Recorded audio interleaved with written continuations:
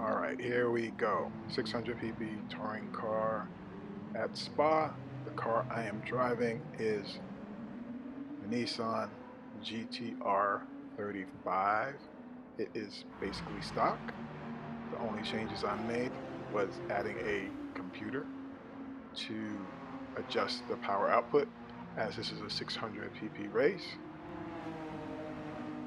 The car has to be at least 600 pp. So I turned down the power to about 70%, and I do have sport medium tires on there.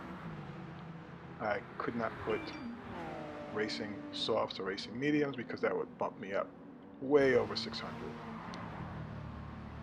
So yeah, so I decided to play with the GT-R AI because, you know, it's nice and comfy doing time trials, time attacks.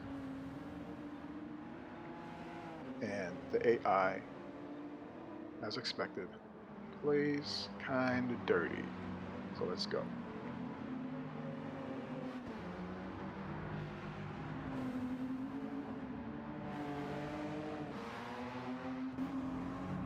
Bang. Ouch. Alright, if that was a race car, a real race car anyway, I'd have been out of the race. I mean, that kind of a hit. I've seen that happen in real races where the front end is damaged, the aero is damaged, gets a puncture, and they have to limp back to the pit. Best case scenario, worst case scenario, the car has to get towed back to the pit under a tarp. But at least in that aspect, this game is a bit forgiving. So here we go, carrying on, and we have another rolling roadblock, this FD3 RX7 FD3S with some aero on there, and he's just constantly, as you see, getting in the way. You can't pass me, you can't pass me. I gotta pass you, I'm gonna pass you. And here we go. Alright, so one of the good things about GT7 is the attention to detail that they put in the cars themselves, and one of the reasons why I really like this game. It's going from a race car, the Audi R8 Evo, that handles so well. This car handles like a stock car. It's like I came into that corner way too hot. The stock tires, the weight of the car is like, hey, you can't drive me like that. You gotta respect the weight and the handling, right? So even though the GTR is a pretty dope car, in my opinion, you know, you still have to respect, you know, track limits and the car's limitations.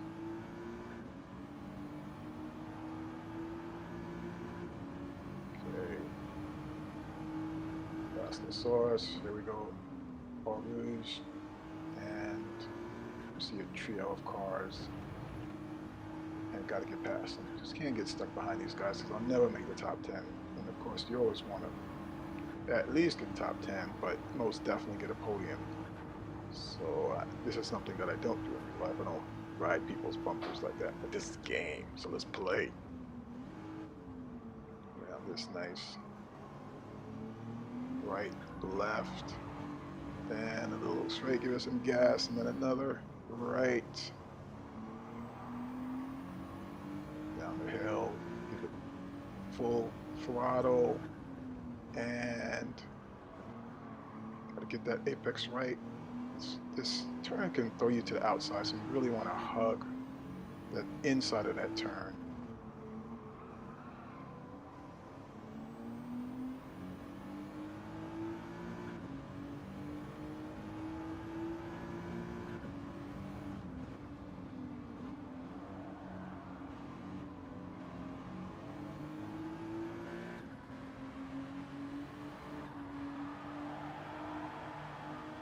And yeah, I'm all in butt.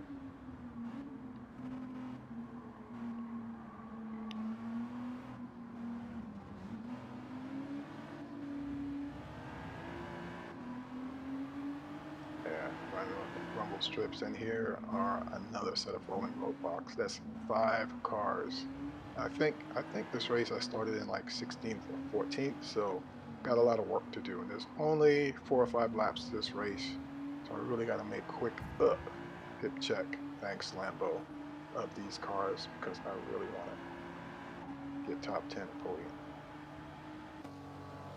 Grinding in this game can get kind of tedious. It's fun, but at the same time, you spend that time and you want to come away with a result. You want to come away with a good result.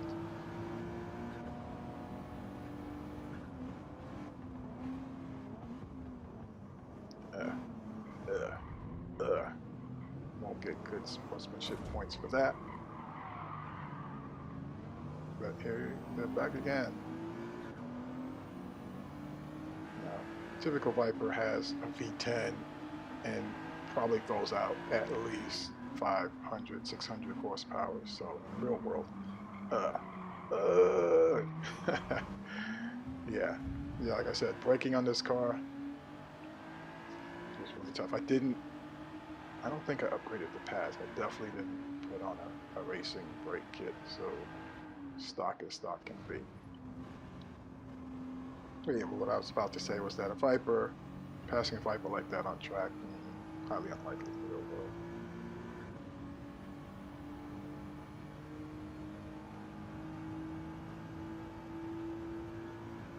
I like this section. It runs flat out. Go, go, go. Race car, you tap the brakes. In this car, you got a full brake. Trust me, full brake. Same thing here, brake. These turns are really sharp, and if you carry too much speed in there, you will go off the track. Ask me how I know. So look at the line that the AI is taking, hugging that inside of the turn. So I try to mimic that as much as possible, but then I gotta go. Bye. See ya. See you in the rear view.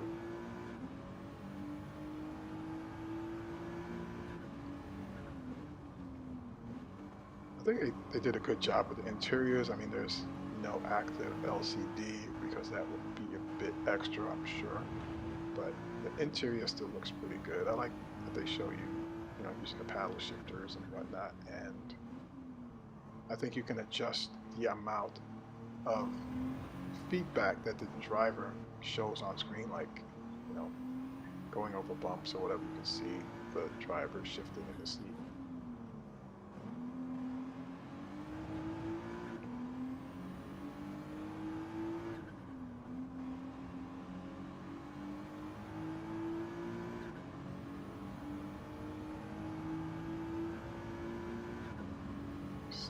So many cool sections on this track. That was a nice, easy right sweeper, and then you go into this left-hand sweeper. In GT5, it was easy to go off in that section also because the grip, the virtual grip just wasn't there at times. So I'm reconditioning my brain to adapt to GT7 because the responses are so much different. And on the bus stop, I feel like car slows down so much. I mean, I have to brake to make it around that right left, but the car loses so much speed. And planted front straight and got to brake it in for the source because this is a beyond the hip. Turn it so tight, but did good this time. Let's go, let's go, let's go. Who's that? I'm gonna pass you. Who are you? What are you doing? You're a Subaru? That's nice. Four-wheel drive, JDM shootout. Let's go. And this car's being kind of good. It's not being a roadblock, so kind of go right on through. A little bit on the grass. That's another thing. In GT5, if you went on the grass, there was more than 50% chance that you were going to go all the way up.